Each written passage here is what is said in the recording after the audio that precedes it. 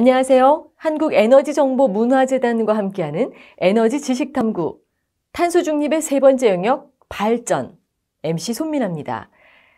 인류 문명의 발전은 에너지 활용과 그 궤를 같이 합니다. 우리가 움직이고 기기를 작동하고 일상을 영위하는 모든 것이 에너지와 밀접한 연관이 있죠. 지금까지 화석연료를 사용해 에너지를 얻었지만 지구온난화라는 큰 부작용도 얻었습니다. 그래서 화석연료를 대체할 친환경적이면서도 지속 가능성을 지닌 에너지 자원에 대해 살펴보도록 하겠습니다. 시대의 새로운 흐름, 재생에너지. 18세기 중반, 인류는 화석연료가 가진 대량의 에너지를 활용하는 방법을 깨달으면서 급격한 변화를 겪게 됩니다. 일명 산업혁명이라 불리는 사건이죠. 이를 통해 인류는 역사상 유례없는 풍요를 얻게 됩니다.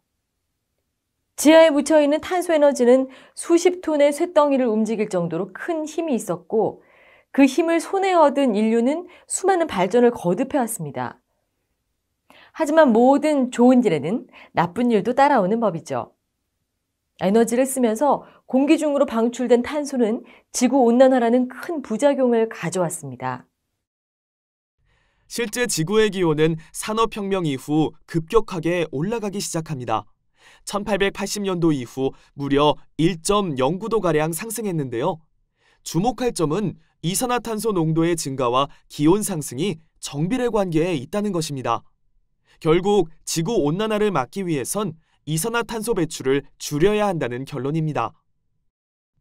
이런 이산화탄소 배출량 증가를 이끌고 있는 것이 바로 에너지 부문입니다. 이산화탄소는 주로 석유, 석탄과 같은 화석연료의 연소에 의해 배출되는데 그중 약 30%가 발전용으로 사용됩니다. 아워 월드인 데이터 자료에 따르면 2016년 기준 전 세계 온실가스 배출량은 총 494억 톤이며 이 중 압도적으로 가장 큰 비중을 차지하는 부문은 에너지였습니다. 즉 세계 전체 온실가스 배출의 73.2%가 에너지 사용에서 배출된다는 의미입니다. 이는 반대로 이야기하면 화석연료 없이 에너지를 얻을 수 있다면 기후위기를 극복하는 데 큰 도움이 될 수 있다는 의미입니다. 특히 여기서 중요한 것이 지속 가능성을 가진 자원인데요. 탄소 배출이라는 단점을 제외하고서라도 언젠가 고갈될 화석연료를 대체하기 위해선 유한한 자원보다 무한한 자원이 적합하다는 의미입니다. 친환경적이면서도 지속 가능성을 지닌 에너지 자원은 결코 멀리 있지 않습니다. 태양, 바다, 바람 등 무한한 자연을 통해 우리는 에너지를 얻을 수 있습니다. 그래서 많은 나라들이 재생에너지 개발에 나서고 있습니다. 실제 재생에너지 개발은 현재 세계 최고의 화두 중 하나입니다. 특히 신규 발전 설비에 대한 재생에너지 비중이 놀랄 정도로 상승하고 있습니다. 국제재생에너지기구에 따르면 지난 2020년 기준 전체 신규 발전 설비 용량 중 무려 82%가 재생에너지일 정도인데요. 작년 새로 지어진 발전 설비 10개 중 8개 이상이 재생에너지였다는 뜻입니다. 이렇게 신규 재생에너지 발전 설비가 늘어나면서 전체 발전 중 재생에너지 비중도 부쩍 높아지고 있는데요. 2020년 기준 전 세계 발전량의 약 27%에 이릅니다. 지금까지의 성장세를 감안했을 때 이 비중은 앞으로도 더욱 올라가 2025년에는 3분의 1 수준에 이를 것으로 전망됩니다. 재생에너지를 이끄는 쌍두마차. 현재 재생에너지의 상승세를 이끄는 쌍두마차는 풍력과 태양광입니다. 단순 수치로만 보면 43%인 수력이 1등이지만 댐 건설 초기 비용이 많이 들고 지형 및 수량 등의 조건이 까다로워서 확장 가능성이 그리 크지 않다는 것이 중론입니다. 실제 새롭게 지어지는 재생에너지 시설 대부분을 차지하는 것은 태양광과 풍력인데요. 2020년 기준 태양광 127기가와트, 풍력 111기가와트만큼의 신규 발전 설비가 설치된 반면 수력은 그 5분의 1 수준인 20기가와트에 머물렀습니다. 이러한 격차는 앞으로 더욱 커질 것으로 보이는데요. 태양광과 풍력을 합친 비중은 이미 52%를 넘어가고 있습니다. 그중 하나인 풍력 발전은 가장 경제적인 재생에너지로 평가받고 있습니다. 말 그대로 바람의 힘을 통해 터빈을 돌리면 여기에 연결된 발전기가 전기를 생산하는 비교적 간단한 구조인데요. 거기다가 설치 기간이 짧다는 장점이 있습니다. 하지만 풍력 발전의 진정한 장점은 바로 압도적인 발전 효율입니다. 모든 에너지는 그 생산 과정에서 손실이 생기기 마련인데 풍력은 이 점에서 강점을 갖고 있는 것이죠. 이론적으로는 최대 약 59%의 효율을 얻을 수 있다고 합니다. 실제 유럽 등지의 풍력 발전 단지에서 기록되는 효율이 약 50% 정도인 것을 감안한다면 상당히 높은 효율이라고 할 수 있습니다. 참고로 이는 효율이 높은 가스 복합 화력 발전과 효율이 비슷하다 할 수 있습니다. 특히 최근 주목받고 있는 것은 바닷바람을 이용한 해상 풍력입니다. 지상 풍력에 비해 바람 에너지의 밀도가 높고 풍속 변화가 상대적으로 적다는 장점이 있습니다. 또 주민 민원에 대한 문제 제기로부터 자유롭기에 좀 더 큰 터빈을 장착하는 것도 가능한 일이죠. 대형 단지를 확보하는 건 역시 육지보다 훨씬 간단하기 때문에 재생에너지 확보에 적극적으로 나서고 있는 유럽을 중심으로 대규모 해상풍력 단지 조성이 늘어나고 있습니다. 세계 풍력발전협회는 전 세계 해상풍력 발전 설치 용량이 오는 2030년 234기가와트에 달할 것으로 예상하고 있는데요. 2019년 기준 해상풍력 발전 설치 용량이 29기가와트 수준인 것을 감안한다면 10년 새 8배나 늘어난다는 전망입니다. 한편 삼면이 바다로 둘러싸인 우리나라는 어떨까요? 우리나라 역시 해상 풍력에 주목하고 있습니다. 우리나라의 해상풍력 잠재량은 대형 원전 17기에 해당하는 33.2기가와트에 달합니다. 특히 대표적인 해상풍력 단지 중 하나가 2017년 준공된 제주도의 탐라 해상풍력 발전 단지입니다. 가동 1년 만에 목표보다 더 많은 전력을 생산하는 등 국내 해상풍력의 가능성을 보여줬는데요. 인공어초 역할을 한 해저 구조물 덕분에 감태, 굴, 낙지, 소라의 어획량이 큰 폭으로 늘어나 지역의 효자 사업이 되기도 했습니다. 정부는 이러한 성공 사례를 바탕으로 2030년까지 12기가와트 해상풍력 단지를 건설, 세계 5대 해상풍력 강국으로 거듭나겠다는 방침입니다. 쌍두마차의 또 다른 축은 태양광입니다. 말 그대로 태양 전지판으로 모은 태양광 에너지를 전력으로 전환하기 때문에 소음도 다른 연료도 필요 없습니다. 이런 장점을 바탕으로 점차 그 영향력을 넓혀가고 있는데요.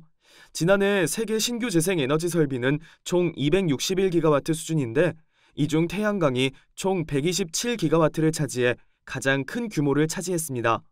이는 그간 태양광의 단점이었던 효율이 지속적으로 좋아진 덕분입니다. 1954년 미국 벨 연구소가 처음 개발한 실리콘 전지는 그 효율이 4%에 지나지 않았으나 현재는 20% 수준까지 올라온 모습인데요. 특히 효율이 1% 증가하게 되면 태양광 발전 시설의 설치 부지는 상대적으로 4에서 6%가량 줄어들게 되어 국토의 효율적 이용을 기대할 수 있게 됩니다. 우리도 있다. 다양한 재생에너지 주목. 풍력, 태양광 외에도 지열, 파력, 조력, 태양열, 열전 소자, 압전 소자 등 재생에너지의 종류는 다양한데요. 각각 어떤 특징이 있을까요? 먼저 땅속의 열을 이용하는 지열 발전이 있습니다. 지구 암석에 포함되어 있는 방사성 물질은 방사선을 내놓으며 에너지를 발생시키는데 이것이 열 에너지의 형태로 지구 내부에 축적됩니다. 지열 발전은 바로 이 열 에너지를 이용해 물을 끓이고 그 에너지로 터빈을 돌리면서 전기를 생산하는 것이죠. 바람 세기, 일조량 등 다른 조건에 의존하는 다른 재생에너지와 달리 지열 발전은 지구가 탄생의 순간부터 품기 시작한 열 에너지를 활용하기에 안정적인 전력 생산이 가능하다는 장점이 있습니다. 다만 2017년 포항 지진의 원인으로 근처 지열발전소가 지목된 것처럼 지진을 유발할 수 있다는 견해도 있어 그 활용이나 입지 선정에 있어 좀 더 신중을 기해야 할 것입니다. 지구의 70%를 차지하는 바다에서 재생에너지를 얻는 방법도 있습니다. 조수 간만의 차를 이용하는 조력, 파도의 힘을 이용하는 파력, 수심에 따른 온도차로 전력을 생산하는 해수 온도차 발전 등 다양한 방식으로 에너지를 얻기 위한 노력이 이어지고 있죠. 다만 태양광, 풍력 등 아직 개발 초기라 본격적으로 이용하려면 시간이 필요합니다. 하지만 그 중에서 우리나라에 유독 주목받는 발전 방식이 하나 있습니다. 바로 조력인데요.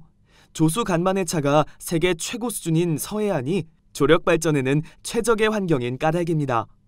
현재 시화호에 위치한 시화호 조력발전소는 밀물 때 바닷물을 시화호로 유입시키고 이를 썰물 때 시화호 수문으로 내보내는 방식으로 에너지를 얻는데요. 그 시설 용량은 254메가와트, 연간 발전량은 552기가와트에 이를 정도로 막대한 규모를 자랑합니다. 한편 태양광 발전과 비슷하면서도 다른 태양열 발전도 있습니다. 이는 태양 에너지 반사 장치를 통해 열을 한가운데 모으고 그 에너지로 물을 데워 터빈을 돌리는 발전 방식을 말합니다. 보통 액체 소금을 주성분으로 한 냉각제를 탱크에 저장한 뒤 냉각제가 지닌 열을 이용해 물을 끓이는데요. 이것이 가능하려면 일조량도 많고 공간도 넓어야 유의미한 발전 효율을 기대할 수 있기에 태양열 발전소는 보통 사막에 짓는 편입니다. 현재 가장 큰 태양열 발전소인 모로코의 누르 와르자자트 태양열 발전소는 축구장 3,500개에 이르는 어마어마한 규모를 자랑하고 있는데요. 이를 통한 탄소 배출량 감축 효과가 연간 76만 톤에 이른다고 합니다. 그런데 꼭 이렇게 거대한 시설을 갖춘 대형 발전소만이 재생에너지의 전부가 아닙니다. 우리 몸에 걸칠 수 있는 아주 사소한 에너지 생산도 쓰기에 따라선 좋은 재생에너지가 될 수 있는데요.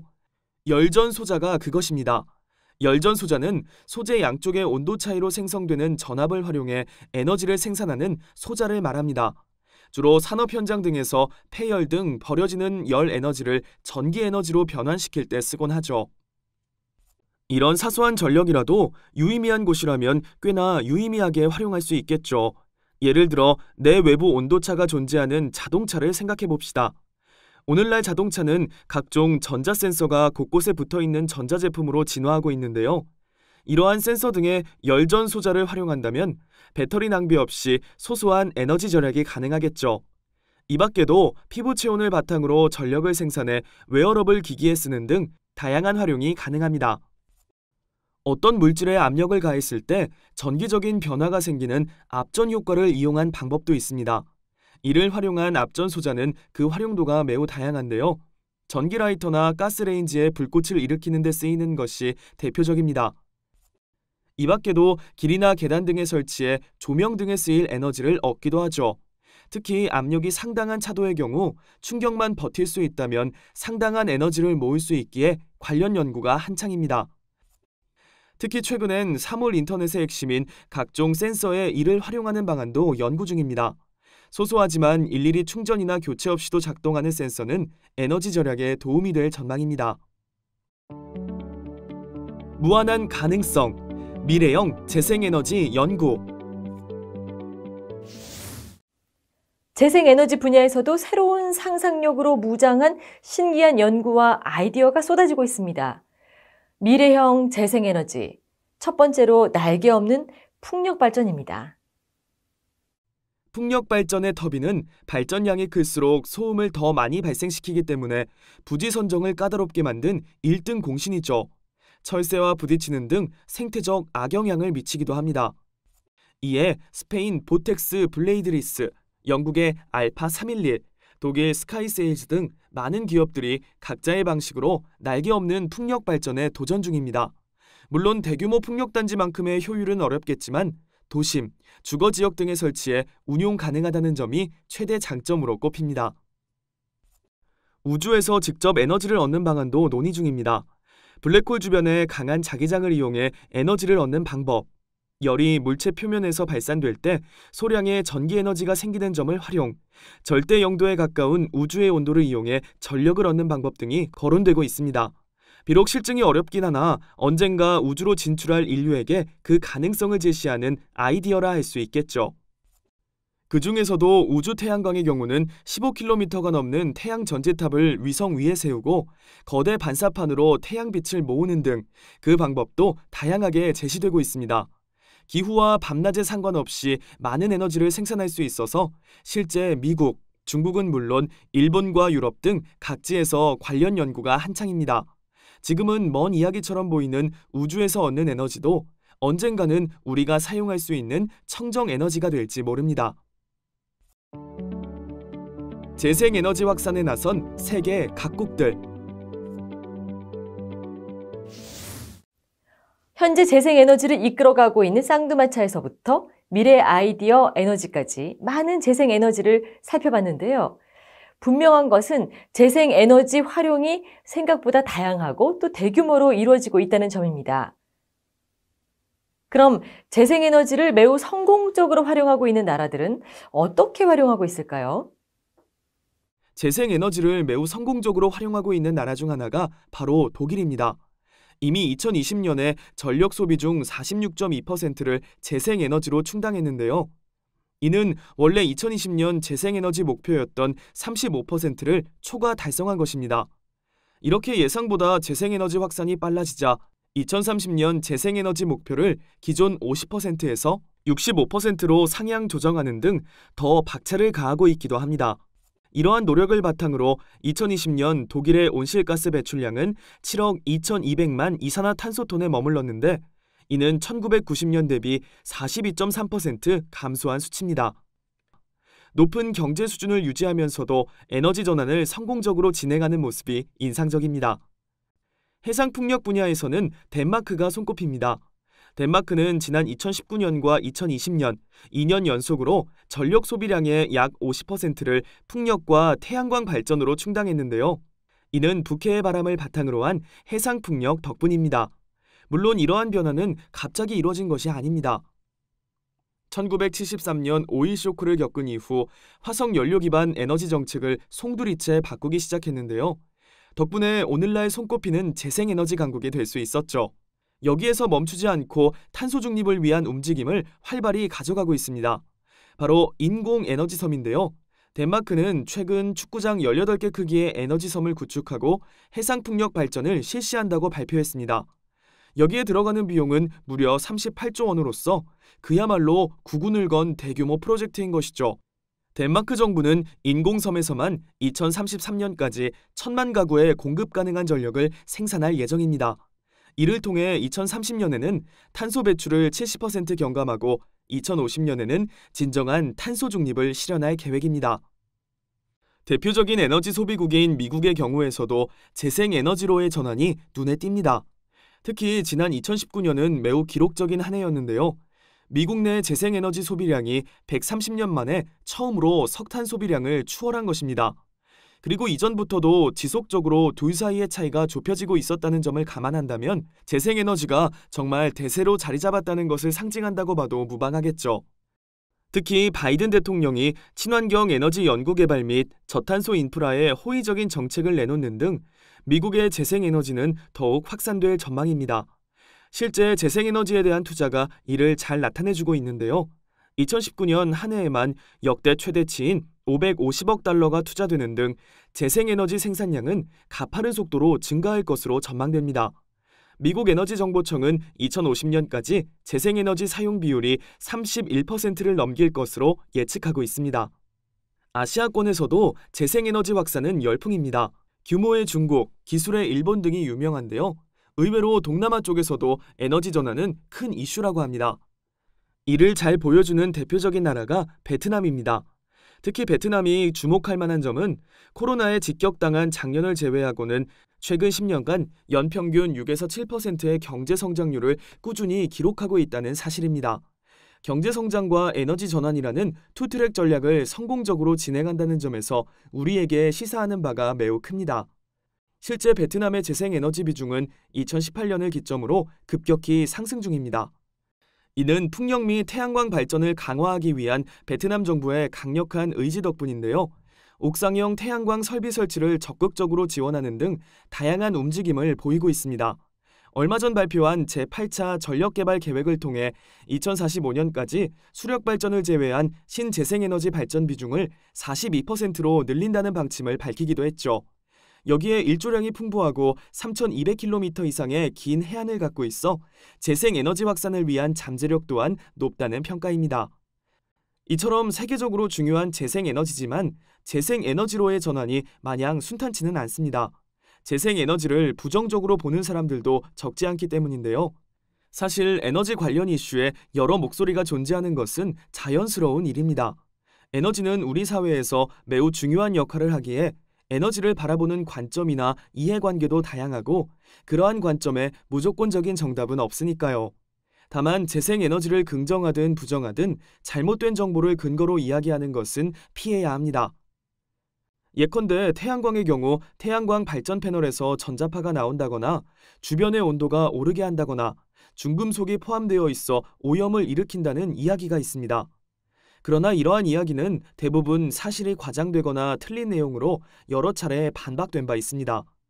태양광 발전기의 전자파는 노트북 수준에 불과하고 유의미한 온도 변화도 없었다는 사실이 이미 확인됐습니다. 국내에 사용되는 태양광 패널도 모두 실리콘 기반이라 카드뮴과 같은 중금속은 사용되지 않고 있습니다. 풍력에 대해서도 마찬가지입니다. 바람이 강하면 풍력 발전기가 버티지 못해서 화재가 난다거나 블레이드가 회전하면서 들이우는 그림자가 건강에 해롭다거나 풍력 발전의 블레이드에 부딪혀 철새들이 멸종한다는 이야기가 있습니다. 그러나 현재 풍력 발전기에는 각종 안전장치가 있어서 국내 풍력 발전기 중 화재 사고는 0.5%에도 미치지 않으며 블레이드 그림자는 건강에 영향을 주지 않는다는 사실이 여러 차례의 연구로 입증됐습니다. 또한 블레이드에 새들이 부딪혀 죽는 일이 종종 있는 것은 사실이지만 풍력 발전이 다른 발전 방식에 비해 육지 면적을 적게 사용해 육상 야생동물의 서식지에는 영향을 가장 적게 미칩니다. 풍력 발전기 충돌로 사망하는 조류의 숫자도 인간 활동으로 발생되는 사망 건수의 1% 미만이라는 사실이 미국 국립과학원의 조사로 확인됐으며 이마저도 날개를 새들이 쉽게 인식할 수 있는 색으로 칠해 사고를 방지하고 철새의 이동 경로를 고려하여 입지를 선정하는 등 피해를 줄이려는 노력을 계속하고 있습니다. 이처럼 재생에너지가 환경에 주는 영향 외에도 재생에너지에 투자하는 비용을 두고도 여러 이야기가 오갑니다. 대표적인 것이 재생에너지에 투입되는 자금에 비해 효과가 적다는 것입니다. 재생에너지의 실제 효율이 25% 수준에 불과한다는 점을 들어 재생에너지 투자가 낭비라는 이야기도 있지만 이는 천연가스 발전소의 실제 이용률 역시 40%에 미치지 못한다는 사실을 간과한 것인데요. 게다가 15%에 채 못 미치는 태양광 발전의 실효율은 태양광 발전을 설치하는데 입지 제약이 적어서 자투리 땅을 활용하거나 농지나 주차장, 건물 등에서 발전을 겸하는 경우가 많다는 점도 고려해야 합니다. 실제로 발전 효율은 설비 용량 대비 실제 발전량으로 따지기보다 발전에 필요한 비용을 종합적으로 고려한 균등화 발전 비용을 기준으로 하는데 이미 세계적으로 태양광과 풍력 발전의 균등화 발전 비용은 석탄보다도 저렴해졌습니다. 물론 우리나라는 아직 태양광 및 풍력의 균등화 발전 비용이 석탄과 원자력보다 높은데요. 석탄과 원자력은 비용 감소 요인이 현재로서는 없는 데 비해 태양광과 풍력은 관련 산업 성장과 기술 발전에 의해 지속적으로 균등화 발전 비용이 낮아질 것으로 예측됩니다. 에너지경제연구원의 2020년 연구 결과에 따르면 2020년 대비 2030년의 태양광 균등화 발전 비용은 24에서 31%, 풍력은 10%가량 하락해 석탄과 원자력보다 저렴해질 것으로 전망하고 있습니다. 지금까지 살펴봤듯이 재생에너지는 이미 가야 할 필수 영역으로 접어들었습니다. 단순히 기술만 발전한 것이 아니고 각국에서 정책적으로 이를 밀어주고 실제 유의미한 성과들이 속속 나오고 있죠. 이것은 경제 성장을 해치지 않으면서도 기후위기에 대응할 수 있는 유일한 방법이 에너지 전환이기 때문입니다. 한편 이런 에너지 전환은 새로운 기회가 되기도 합니다. 우리나라가 2050년까지 100% 재생에너지로 전환할 경우 관련 일자리가 144만 개 생겨날 것이라는 스탠포드 UC 버클리 대학 공동연구팀의 연구 결과가 있었습니다. 이에 따르면 일자리 증가는 물론 대기 오염이 줄어들면서 조기 사망자가 연 9,000명 감소하는 등 보건, 의료 분야에서도 큰 성과를 거둘 수 있게 될 것입니다.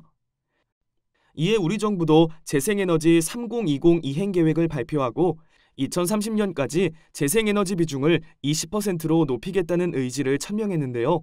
특히 신규 설비 용량의 95% 이상을 태양광, 풍력 등 재생에너지로 공급하기 위해 여러 정책 방안을 추진하고 있습니다. 이러한 노력들을 통해 발전 부문의 탄소 배출을 줄이는 것이야말로 탄소 제로 사회를 만들어가는 가장 중요한 밑거름이 될 것입니다.